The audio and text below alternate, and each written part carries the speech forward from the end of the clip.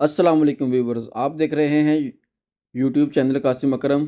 और मैं हूं कासिम अकरम, प्यारे पाकिस्तान के सिटी गुजरात से। और आज का हमारा मौजू है बैतुल मुक़द्दस। बैतुल मुक़द्दस को अबरानी ज़ुबान में यरूशलेम और अरबी ज़ुबान में अल कुदस कहते हैं, जिसका मतलब है पाक घर। इन शहरों में से एक ही है जिसे नौ इंसानी इज़्ज़त व एहतराम की निगाह से देखती है। इस शहर का ज़रा ज़रा मुक़द्दस है। अक्सर अम्बिया अलैहिस्सलाम इसी शहर में मबऊस हुए। हज़रत दाऊद अलैहिस्सलाम, हज़रत सुलेमान अलैहिस्सलाम और कई दूसरे अम्बिया भी यही मदफून हैं। बैतुल मुक़द्दस मुतअद्दद मरतबा तहतो ताराज हुआ है। यहाँ की आबादियों को कई बार ज़बरदस्ती जला वतन किया गया और इसकी गलियों में अनगिनत जंगें लड़ी जा चुकी हैं, जिनमें खून के दरिया बह चुके हैं। ये दुनिया का वो वाहिद शहर है जिसे यहूदी, मसीही और मुसलमान तीनों मुक़द्दस मानते हैं।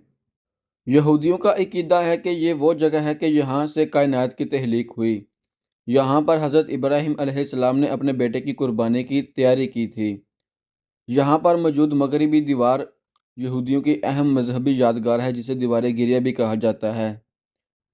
जी हाँ, ये वही दीवार गिरिया है जिसको लेकर आज फ़लस्तीन में बहुत जुल्म किया जा रहा है। मुसलमानों के खून को नाहक बहाया जा रहा है।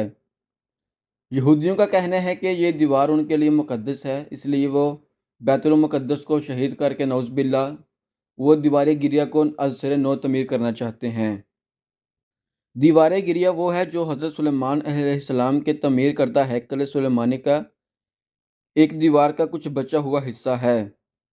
ईसाई कहते हैं कि हज़रत ईसा अलैहिस्सलाम की जाए पैदाइश यानी बैतुल लहम यही वाक़या है।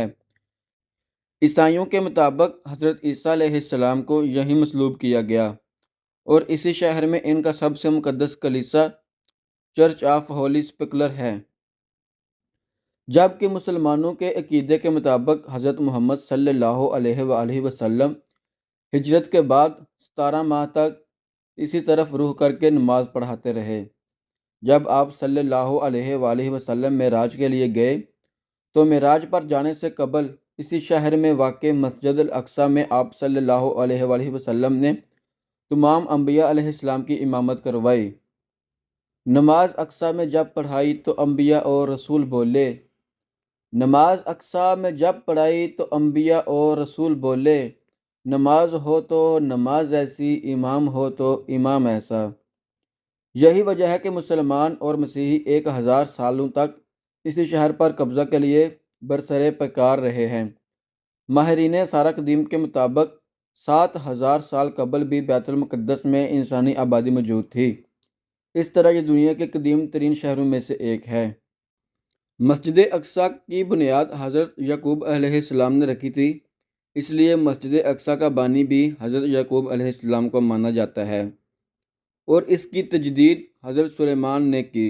बाद में खलीफा अब्दुल बिन मलक बिन मरवान ने मस्जिद अक्सा की तमीर शुरू कराई और खलीफा वलीद बिन अब्दुल मलक ने इसकी तमीर मुकम्मल की और इसकी तज़ीन व आराइश की। 1000 साल कबल मसीह हज़रत दाऊद अलैहिस्सलाम ने यह शहर फ़तह करके इसे अपनी सल्तनत का दारुल हुकूमत बनाया था। उन्होंने 33 साल तक इस शहर पर हुकूमत की। हज़रत दाऊद अलैहिस्सलाम की वफ़ात के बाद उनके बेटे हज़रत सुलेमान अलैहिस्सलाम ने बैतुल मुक़द्दस में एक मअबद तमीर करवाया, जिसे हैकल सुलेमानी कहा जाता है। हैकल सुलेमानी में ताबूत सकीना रखा गया। ताबूत सकीना एक संदूक का नाम है जो शमशाद की लकड़ी का बना हुआ है। इस संदूक में हज़रत मूसा अलैहिस्सलाम का असा, इनकी जूतियाँ, हज़रत हारून अलैहिस्सलाम का अमामा, हज़रत सुलेमान अलैहिस्सलाम की अंगूठी, तौरात की तहतियों के चंद टुकड़े, कुछ मन्नो सलवा और अम्बिया अलैहिस्सलाम की कुछ दीगर निशानियाँ मौजूद थीं। हज़रत सुलेमान अलैहिस्सलाम की वफ़ात के बाद उनके बेटे रहबान बिन सलामान को तख्त पर बैठे 5 साल ही हुए थे कि मिस्र के बादशाह ने बैतुल मुक़द्दस की जानिब पेशकदमी की और बग़ैर किसी मज़ाहमत के शहर में दाखिल हो गया। वो हैकल सुलेमानी और इबादत की तमाम कीमती अशिया शाही खजानों के साथ लूट कर ले गया। 640 कबल मसीह से 700 कबल मसीह तक हुकूमत करने वाले हिजकिय्याह ने अपने दौर में हैकल सुलेमानी की अज़मत को दोबारा बहाल किया। यहूदी कौम की पहली बर्बादी بادشاہ بہت نصر نے کی، جسے کچھ لوگ شداد کے نام سے بھی جانتے ہیں۔ یہ تباہی 598 کو ہوئی۔ اس تباہی میں نہ صرف ہیکل سلیمانی کا نام و نشان مٹ گیا، بلکہ دیگر صحائف کے ساتھ ساتھ تورات بھی غائب ہو گئی۔ بہت نصر کے اس حملے کے بعد تابوت سکینہ ایسا غائب ہوا کہ آج تک اس کا سراغ نہیں لگایا جا سکا۔ 539 قبل مسیح میں ایران کے پہلے کسرا دا گریٹ کیرس نے بابل کو فتح کیا تو اس نے یہودیوں کو اپنے وطن واپس جانے کی اجازت دے دی۔ چنانچہ جب یہودی بیت المقدس واپس آئے تو انہوں نے ہیکل سلیمانی کو دوبارہ تعمیر کیا۔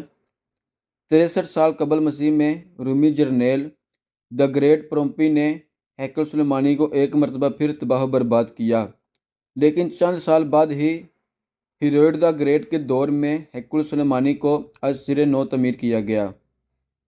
70 عیسوی میں جب رومی شہنشاہ تیتوس یروشلم شہر میں داخل ہوا تو اس کے فوجیوں نے ہیکل سلیمانی کو جلا کر راکھ کر ڈالا اور یہودیوں کو چن چن کر مارا۔ 135 عیسوی میں جب یروشلم کے یہودیوں نے رومن سلطنت کے خلاف بغاوت کی، تب اس شہر کی زمین پر ہل چلا کر اسے ویران کر دیا گیا اور یہاں بسنے والے اکثر یہودیوں کو غلاموں کی منڈی میں فروخت کر دیا گیا۔ یہودیوں سے نفرت کی بنا پر رومن باشندوں نے ہیکل سلیمانی کی جگہ کوڑے کرکٹ کے ڈھیر لگا دیے۔ رومن عہد میں ہیکل سلیمانی اور یہ شہر اس طرح کئی صدیوں تک کوڑے اور غلاظت کے ڈھیروں میں ڈوبا رہا۔ 638 عیسوی میں مسلمانوں کے دوسرے خلیفہ حضرت عمر فاروق رضی اللہ تعالیٰ عنہ کے دور میں مسلمانوں نے رومن امپائر کو شکست دے کر بیت المقدس فتح کیا، تو اس وقت یہاں یہودیوں کا کوئی معبد نہیں تھا۔ یہاں حضرت عمر فاروق رضی اللہ تعالیٰ عنہ کے حکم سے یہاں ایک مسجد تعمیر ہوئی، یہی مسجد اقصیٰ کہلاتی ہے۔ اس سادہ سی مسجد کی تعمیر کے تقریباً 50 سال بعد اموی خلیفہ عبد الملک بن مروان نے 691 عیسوی میں مسجد اقصیٰ اور قبۃ الدہرہ کی بنیاد اٹھائی۔ عربی میں قبہ کا مطلب گنبد اور صخرہ کا مطلب چٹان ہے، اسی لیے مسیحی اور یہودی قبۃ الصخرہ کو ڈوم آف راک کہتے ہیں۔ دنیا کے 3 بڑے مذاہب اسلام، عیسائیت اور یہودیت کے لیے یہ چٹان انتہائی تقدیسیت کی حامل ہے۔ 1099 عیسوی میں پہلی صلیبی جنگ کے بعد جب صلیبیوں کا بیت المقدس پر قبضہ ہو گیا تو انہوں نے مسجد اقصیٰ میں بہت زیادہ رد و بدل کیا۔ مسجد کو ایک ہاسٹل کی شکل دے کر یہاں کئی کمرے بنا لیے اور اس کا نام معبد سلیمان رکھا۔ انہوں نے مسجد کے اندر اور مسجد کے ساتھ ساتھ ایک گرجا بھی تعمیر کر لیا۔ سلطان صلاح الدین ایوبی نے قبلہ اول کی آزادی کے لیے تقریباً 16 جنگیں لڑیں اور بالا آخر 1187 عیسوی میں صلاح الدین ایوبی نے فتح بیت المقدس کے بعد مسجد اقصیٰ کو صلیبیوں سے پاک کر دیا۔ اس کے بعد یکے بعد دیگرے 4 مزید صلیبی جنگیں لڑی گئیں، لیکن صلیبی بیت المقدس پر قبضے کا خواب کبھی پورا نہ کر سکے۔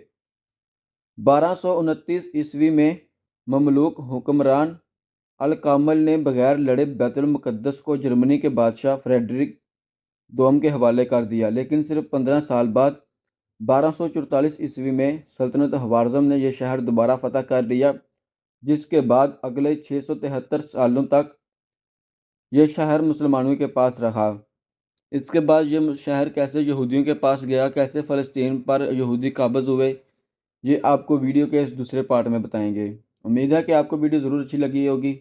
اگر آپ کو ویڈیو پسند آئی ہے تو ویڈیو کو لائک کیجیے، کمنٹ کیجیے اور چینل کو سبسکرائب کیجیے گا اور بیل آئیکن کو ضرور پریس کر دیجیے گا۔ ملتے ہیں اس ویڈیو کے دوسرے پارٹ میں، تب تک کے لیے اللہ حافظ۔